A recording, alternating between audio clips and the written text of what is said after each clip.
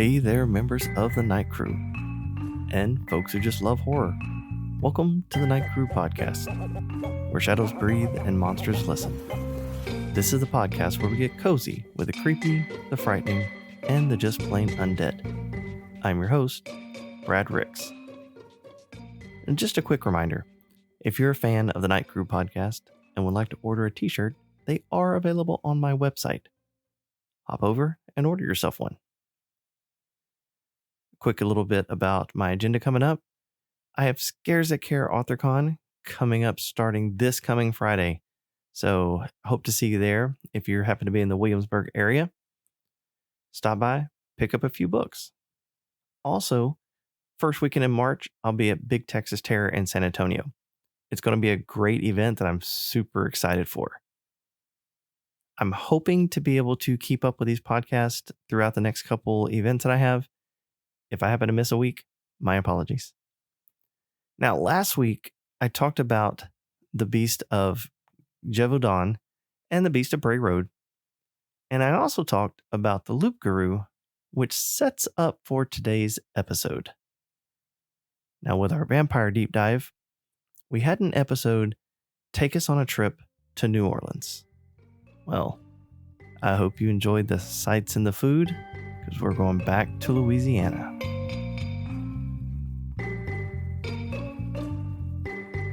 There are places where the dark feels unfinished. Not empty, not quiet, but watching. And Louisiana is one of those places. It's where Spanish moss hangs like something that was left behind, where the air is thick enough to taste, and where the water doesn't ripple so much as breathe. And if you grew up in Cajun country, you didn't grow up with bedtime stories about fairy godmothers and glass slippers. You grew up with warnings. Don't wander too far after sunset. Don't answer something that's calling your name from the trees. And whatever you do, don't meet the eyes of the Rougarou. And a little rhyme to it. Tonight, we are continuing our deep dive into werewolf lore, but stepping out of European forests and into American swamp. Because the Rougarou isn't just another werewolf variant. It's what happens when old world fear lands in new world isolation and then changes a little bit. If you've been listening to our werewolf arc, you already know about the French Loup-Garou, a cursed man, a shapeshifter, a creature born from sin, violence, or dark pacts with the devil. Now, when French settlers arrived in Louisiana in the 1700s, they brought that story with them. But Louisiana wasn't France. There were no stone villages, no castle ruins. There were swamps, bayous, miles of wetlands that could swallow a person whole without leaving bones behind. So the Loup-Garou adapted. The name slurred over generations. Loup-Garou became Rougarou. And the creature became something heavier, more patient. Now, descriptions of it vary. It's a wolf-headed man or a hulking dog walking upright, glowing red eyes at the tree line, sometimes almost human. Almost. And that's important because unlike the European werewolf, which howls at the moon and tears through villagers, the Rougarou prefers proximity. It watches, it waits, and it lets the swamp soften you up first. Now, here's where it separates itself from traditional werewolves. You don't become a Rougarou because you were bitten. You become one because you broke rules. Specifically, Catholic rules. In many Cajun tellings, if you fail to observe Lent properly for 7 consecutive years, if you skip confession, if you ignore mass, If you live in open sin, you're at risk of being cursed for 101 days. Now, by day, you're you, but by night, you're something with claws and teeth and a hunger that doesn't feel like your own. And the only way to break the curse, you have to draw blood from someone else. But you cannot tell them what you are. Because if you confess, if you reveal the truth, you're passing on the curse. So that detail alone tells you what this legend was really designed to do. This wasn't just about a monster in the woods. It was more about obedience. Stay in line, keep your promises. Because if you don't just sin, you transform. Now let's talk about the environment though, because the Rougarou doesn't chase you like a Hollywood werewolf. It stalks. Now, picture this. You're walking along a narrow strip of raised earth between black water. The moon makes the swamp look solid until you step wrong. Something splashes behind you. You turn, but nothing's there. You walk faster. You hear breathing, wet and close. You realize something has been pacing you for a while now. Not rushing, just watching. That's the Rougarou's territory. It doesn't need speed. The swamp slows you down. Mud grips your boots.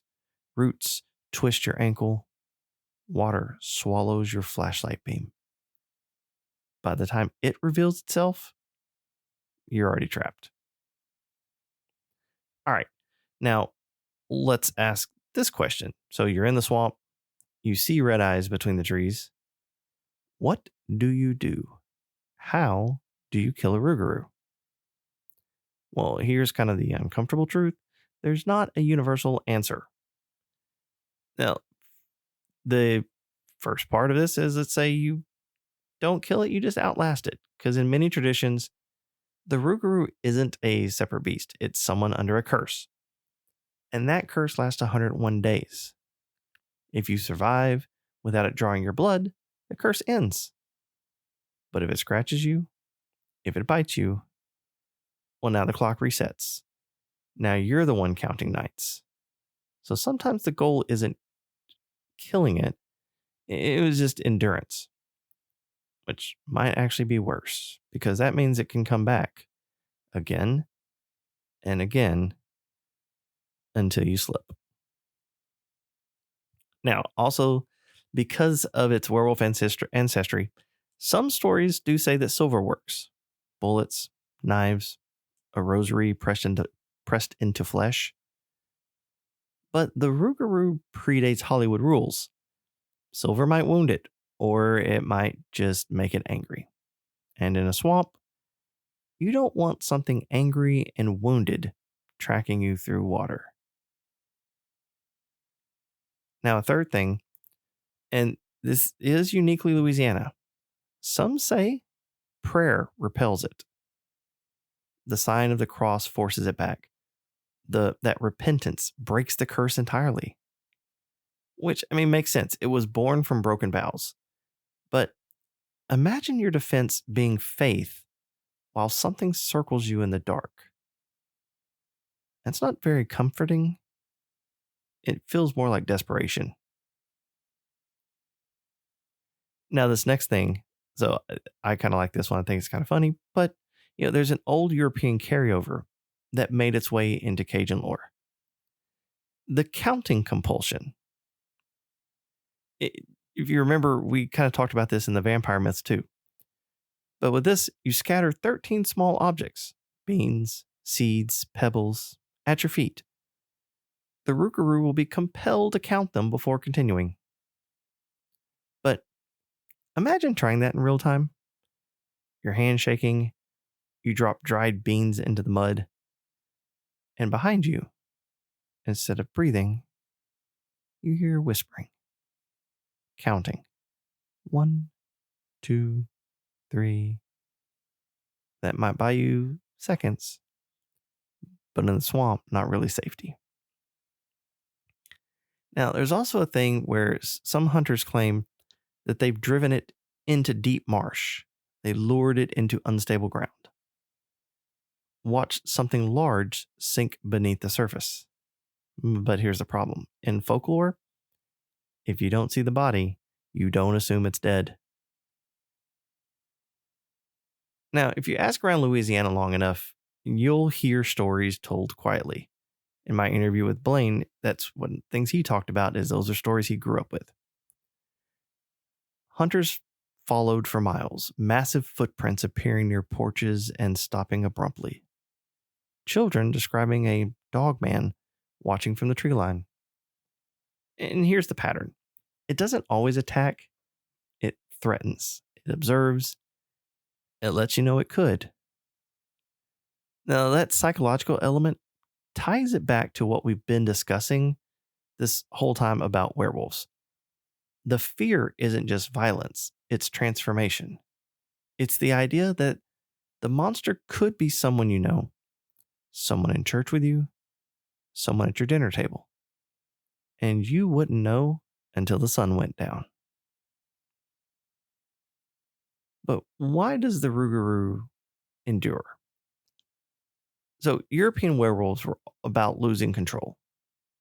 The Rougarou is about consequences. It evolved in isolation.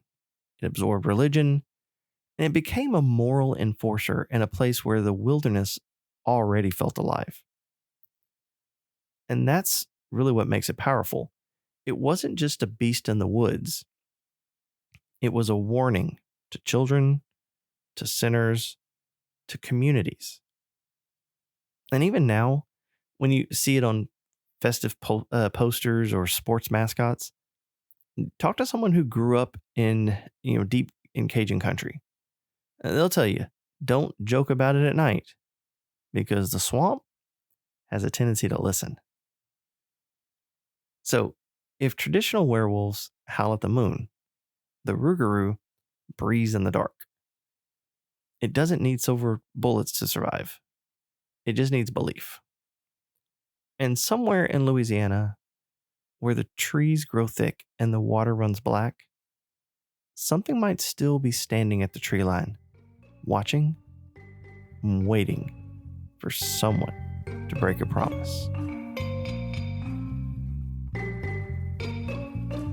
Well, that's it for the Night Crew podcast and our little trip to the swamp for the Rougarou. Get a good time? Make sure to follow the show, share it with a friend, and leave a rating.